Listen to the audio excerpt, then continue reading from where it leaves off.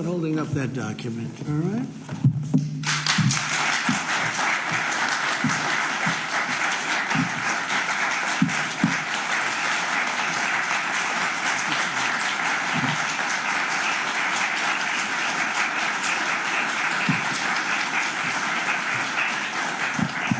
Well, thank you. This is really a big day, and we have some other big announcements, but I didn't want to make them because I don't want to do anything that could even, in a little way, overshadow what's taken place today. 35 years of death and hatred, and now it's going to be love and respect and success together. And I didn't really want to do anything that would in any way overshadow. I don't think it can be overshadowed when you're at war and so many people have suffered and so many people have been killed, and now you're going to have great peace. And I look forward to that corridor, because that corridor sounds, I'm going to have to get over there. I'll bring Senator Daines with me, and we're going to have to get over there, Steve. So, but this is a really great achievement, and I congratulate you. You're two incredible leaders. You're going to go down in history. And I've read the whole thing about how long it took, and you thought you were there and people let you down, and sometimes you probably let people down. Maybe, I don't know how it works, but that's the way it usually does. But this is something that is very, very special. So I don't want to get in the way of it at all, but we'll take a few questions, maybe at least slightly related, but we have some other things to announce later on in the day. Peter, please. Related, just because you mentioned the elusive peace in Ukraine. Who is holding up this Ukraine ceasefire summit? Is it Putin or is it Zelensky? Well, I think it's that one is, as you know, we've been working on a lot of these deals. We've closed every single one of them all throughout the world, and that's the last of them. And they're losing, Peter, about 6, maybe even 7,000 soldiers every single week. Russia, as you know, lost almost 25,000 over the last month and a half, and Ukraine lost just a small number, fewer. It's a lot of people are dying, and I think we're getting very close. And we're going to be announcing later on. We're going to have a meeting with Russia. We'll start off with Russia, and we'll announce a location. I think the location will be a very popular one for a lot of reasons. But we'll be announcing that a little bit later. I just don't want to do it now because of the importance of what we just did. I completely understand that. Just a follow-up. Are you surprised that Zelensky hasn't figured out by now, in years of war, how to deal with you and to deal with Putin without needing permission to make concessions from his parliament or from a national referendum? Well, he's going out and getting what he needs. You know, he's not authorized to do certain things. I said, well, you're going to have to get it fast because, you know, we're getting very close to a deal. And he's doing that, and he's working with the European nations, and they're terrific people, terrific leaders, NATO. And as you know, I became very friendly with them. They agreed to go from 2% to 5%, 2% that they didn't pay to 5% that they've already paid.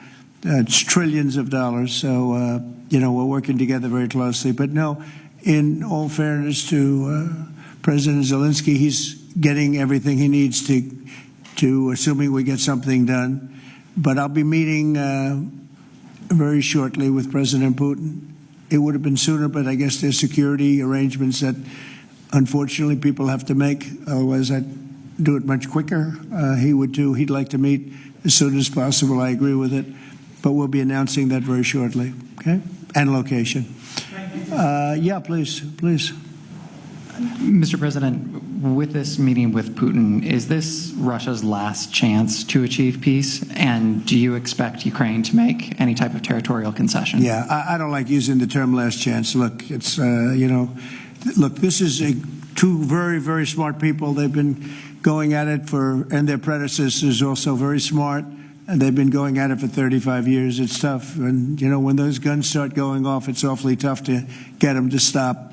It really does. It's a war that should have never happened. It would have never happened if I were president. There was no reason for it.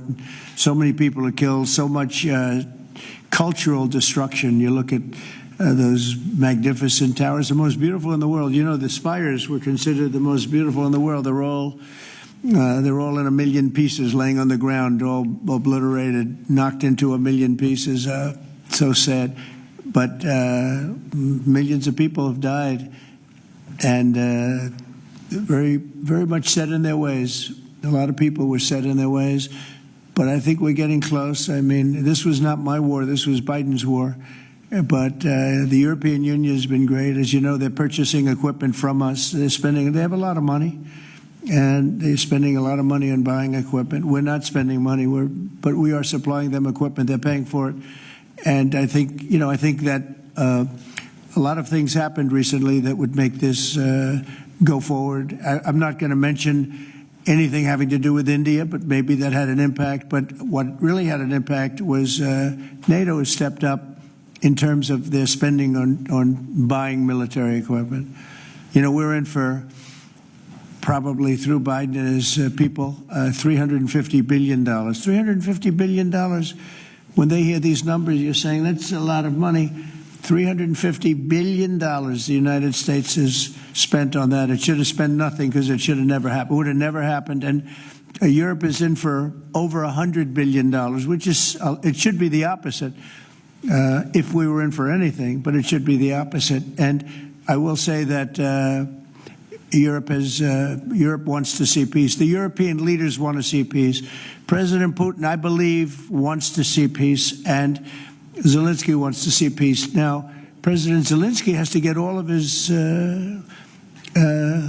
everything he needs because he's going to have to get ready to sign something, and I think he is working hard to get that done. Will Zelensky have to give up territory, Mr. President? Well, you're looking at territory that's been fought over for 3.5 years with, a lot of Russians have died, a lot of Ukrainians have died.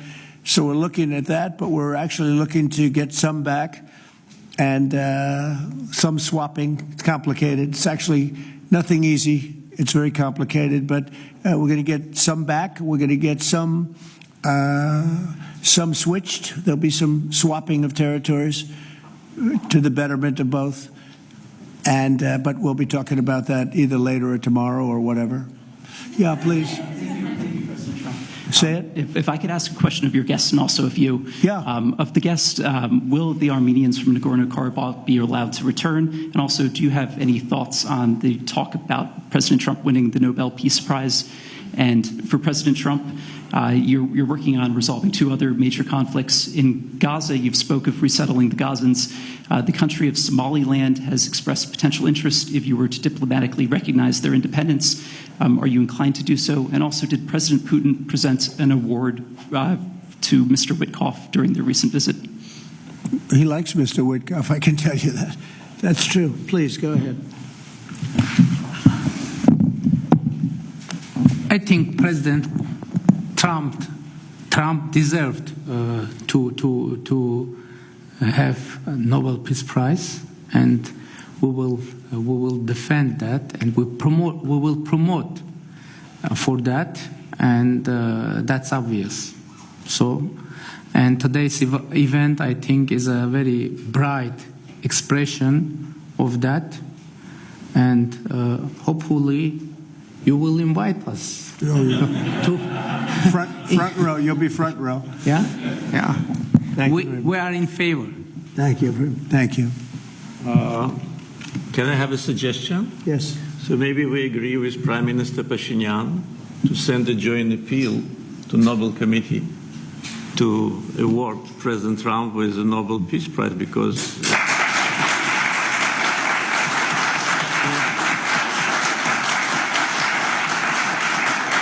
from the leaders of the countries which were at war for more than 3 decades, having this historic signature here, it really means a lot. This is tangible result of President Trump's leadership, and no one could have achieved that.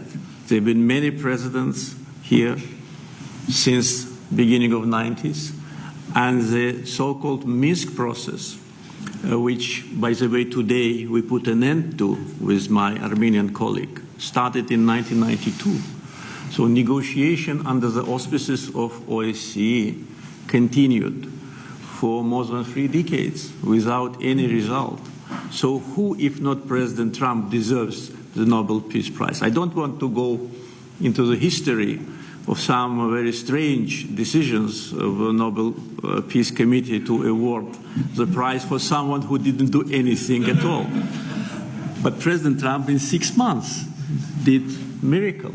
So I think that my Armenian colleague will support it, and judging by the reaction of the audience, I think as soon as we come back, we will agree to issue a joint letter. And hopefully, and I also join when President is awarded, we hope that he will invite us to the ceremony. You certainly will be. Thank you very much. Do we have draft to sign now? Well, we'll see what happens. We already like to sign. Thank you very much. It's very nice.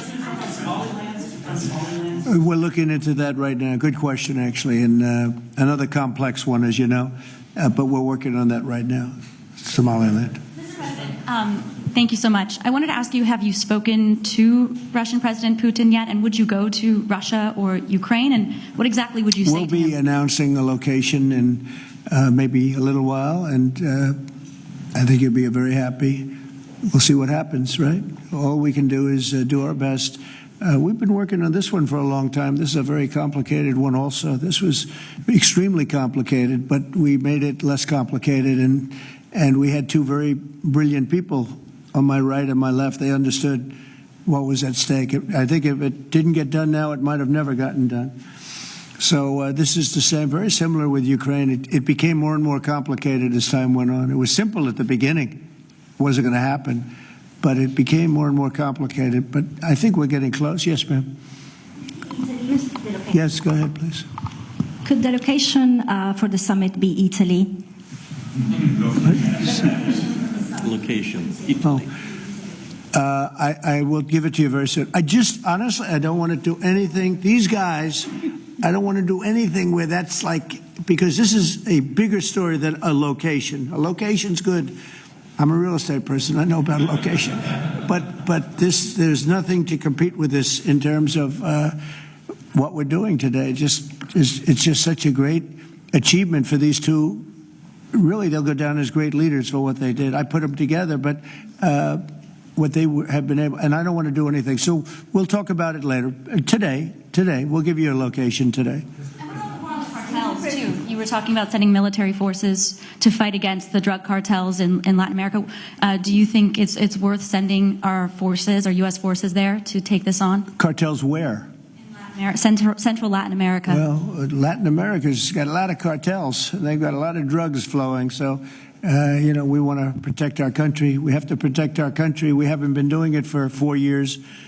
And we love this country like they love their countries. We have to protect our country. So, we're playing a tough game, but we'll have more to say about that soon. Yes, ma'am. Mr. President, I'm Musala from Azerbaijan News Agency Report. So we are grateful to be here. Today you host a truly historic meeting. As a person who values diplomacy and global interaction, do you consider the possibility to visiting Azerbaijan? Actually, you mentioned Azerbaijan and Armenia after this meeting. Well, to visit our countries, do you consider to visit? Wow. Which one do I consider better? Both, yes. Oh, I think if I ever said that you would say, this guy couldn't have solved the problem. You know what? I consider them both great, okay? And you know what? They're going to be even greater. But and they're very different in many ways, but they have a lot in common. But they're both great as far as I'm concerned. Yeah, please. It's an interesting question, right? That would have been a hell of an answer if I said, well, I think I like this one or that one. No, we don't do that. Go ahead, please.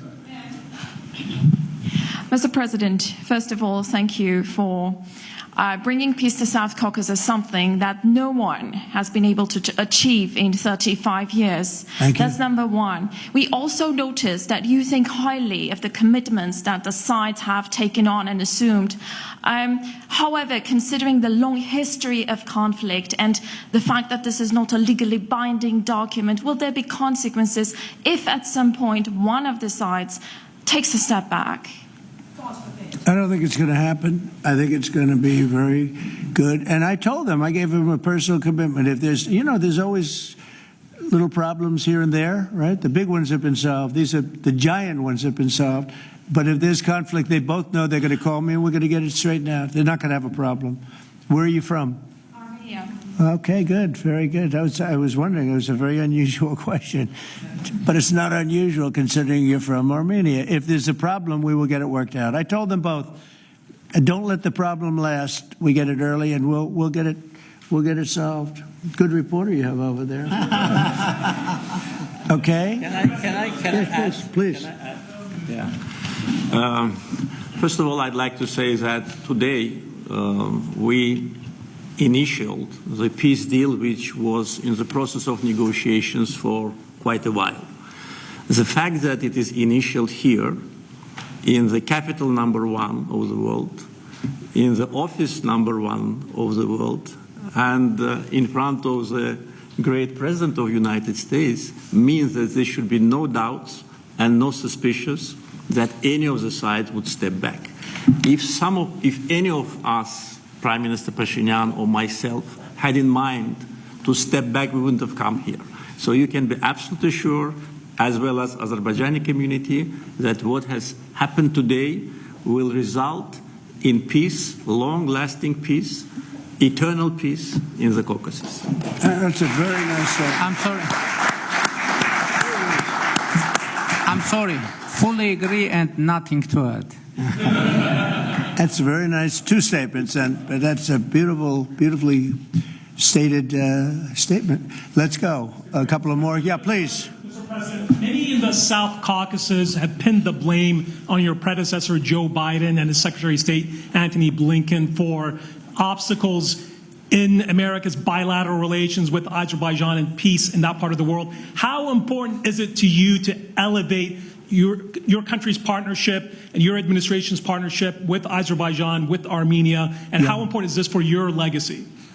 Well, to me, it's very important, but it's, I know the history of what was going on because I do a lot of reading, and they've been at a they've had a very contentious relationship for a long time. It's war. Most of the time was war. And so to get it done, they're great people. I know a lot of people from Armenia. I know a lot of people from both countries, and they're incredible people, and it shouldn't happen what has happened. I wish we could have been here sooner, if the election were different. I'm going to be nice today. I'm not going to be controversial and say the election was rigged. I would have had this thing solved 4 years sooner. But the truth is, that's right. If the election weren't rigged, I would have been here 4 years sooner. We would have signed the same agreement 4 years sooner. But it didn't happen, and the Biden administration did really very little, actually nothing, to get it done. But they did nothing to get really anything done. This country was in very serious shape. And I say it over and over again. I met all the leaders of NATO. I went, as you know, to the Middle East. I was with the King of Saudi Arabia, the leaders of great countries, right? Qatar and UAE and others in the Middle East. And everyone essentially said the same thing. We had a dead country 1 year ago. We had a dead country. Our country was dying. And now we have the hottest country anywhere in the world. It's not even close. We have the hottest country in the world. And it's an honor to use that, if you call it power or respect or whatever it is, to settle wars like we have right here to my left and my right. And these two guys are very smart. I got to know them, and they're very smart. They're not going to. I don't think they're going to ever have to bother with me. They may call me just to bug me a little bit. Let me put them to a test, and they'll call because they like to call me. But they're not going to have any problem. We have a very comprehensive agreement. It's a peace agreement. And this isn't ceasefire. This isn't we'll hold off. This is a peace agreement. And they're going to end up doing a lot of business with each other. They're going to do a lot of business with the United States. And I'm going to always remember, at least during the time that I'm here, I'm going to remember how smart they were, how good they were. And when it comes to trade and other things, we're going to always go 100% out. We'll go out of our way to make sure it comes out good for them. They did an amazingly good thing and a very brave thing. It's a very complicated part of the world they come from, very tough part of the world. It's a tough, but smart part of the world, smart, tough people, and great wealth, great energy wealth. I was talking to Chris, and you were saying in terms of wealth, it's enormous wealth. But wealth doesn't often solve problems. It takes other things. But they're amazing, two amazing leaders, and it's an honor to be associated with them. How about we'll do one more, please? Thank you, Mr. President. Your gut instincts have always done well in terms of business and in terms of politics. What does your gut tell you as it relates to the possibility of an event like this in the next few weeks, the next few months, in which you have President Putin on one side and President Zelensky on your other side? I think my instinct really tells me that we have a shot at it, okay? And you'll find that out later on, and maybe even today, but we have a shot at it. Look, it's got to be solved. You know, we're not losing people. A lot of people say, why are you bothering? We're not losing people. We were spending hundreds of billions of dollars. Now we're spending nothing. We're spending no money. I guess we're making money because, you know, we have the best military equipment in the world. We're selling it to NATO. But you're losing thousands of people a week. Russians and Ukrainians mostly soldiers, but, you know, missiles are lobbed into cities and towns, Kiev, lots of places. You've been reading the same stories that I've been reading. And we got to get it solved. The Norwegian Nobel Committee will make their announcement as it relates to this year's Nobel Peace Prize on October the 10th, Friday, October the 10th. Is that date circled on your calendar, Mr. President? I can't say. I mean, a lot of people say, no matter what I did, because, you know, I'm of a certain persuasion, no matter what I do, they won't give it. And I'm not politicking for it. I have a lot of people that are. I know. I mean, I read the same things as you do. But it would be a great honor, certainly. But I would never politic. I'm not doing it for that. I'm doing it because of, I really, number one, I want to save lives. That's why I'm involved so much with Ukraine and Russia. It's saving lives of Russians and Ukrainians. It's not American lives. Now, I would say this, that war could have escalated in something much better. That could have been a world war. I think if we didn't come, Ukraine-Russia would have ended up being a world war. And I stopped that. That stopped. Now, the only question is, when is it going to be settled? And it could be very soon, but when is it going to be? But that would have been a world war. If I didn't come along with a very talented group of people sitting largely right here, but there are others not in the room that are very talented, I think Russia, Ukraine would have had a very, very high degree, I think even probably would have ended up being in a world war. Your predecessor. I don't think people talk about that now because they don't see it anymore, but we've brought it down a long way. But that was getting to a point. When I first came in, I said, wow, this thing is really bad. And it could have escalated to a level that you people would have been very unhappy with. Yeah. Your predecessor, Mr. President, President Ronald Reagan, had a phrase as it relates to dealing with the then Soviet Union and also Mikhail Gorbachev. The phrase was trust but verify. Do you subscribe to that same view as it relates to Mr. Putin and Russia? Well, I do, relating to everybody. I mean, not just President Putin, but also people and leaders that I deal with. Look, I'm dealing with trade. And some of the worst deals we made, some of the worst trade deals we have, I talk about friend and foe, right? Friend and foe, two interesting words. Some of our worst trade deals were not with the foe, they were with the friends. Our friends were just killing us on trade. Not anymore. Not anymore. We're taking in trillions of dollars, and we're respected, and we're settling, through trade, even a little bit here, less here than on some, but through trade, I got things settled. With India, Pakistan, I think it was trade more than any other reason. That's how I got involved. I said, I don't want to be dealing with countries that are trying to blow up themselves and maybe the world. They're nuclear nations. That was a big one. Getting that one settled, I think you'd agree. That was a big one. And they were going at it. They were shooting airplanes out of the sky. 5 or 6 planes got shot down in their last little skirmish, and then it was going to escalate from there. And that could have gotten to be very, very bad. No, I want to save a lot of lives. I love saving lives. That's what it's about. And when you save lives, you really end up having a peaceful world. Usually that ends up pretty well. I want to thank everybody, but in particular these two great leaders for having the courage to do what they did today, and they're going to go down in the history books.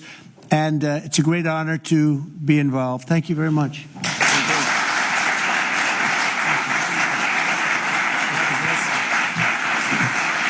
Thank you.